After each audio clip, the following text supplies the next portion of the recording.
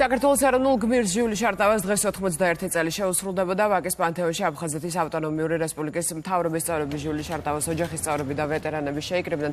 პატივი მიაგეს ეროვნული გმირის ხსოვნას. ჟიული შარტავა 1993 წლის 27 სექტემბერს სოხუმის დაცემის დღეს სეპარატისტებმა დახვრიტეს.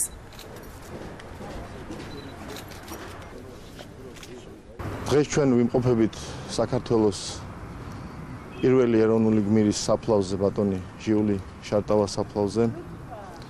ის იყო ადამიანი, რომელიც დაბადებული იყო მოწოდებით გმირობისკენ. დარწმუნებული ვარ, რომ ის სიცოცხლე, რომელიც მან გასწირა თავისი ქვეყნის და სამშობლოს სიყვარულისთვის, ძალიან მალე ქართულ-აფხაზური ურთიერთობით და ტერიტორიული მთლიანობის აღდგენით დაგვირგვინდება. 7 მარტი ჩემთვის ძალიან ბევრ ემოციასთან არის დაკავშირებული. ჟიულის შემართება, გამბედაობა, ეს არნახული უშიშარი სულისკვეთება ყოველთვის იყო ჩემთვის ძალიან დიდი სტიმული, ძალა.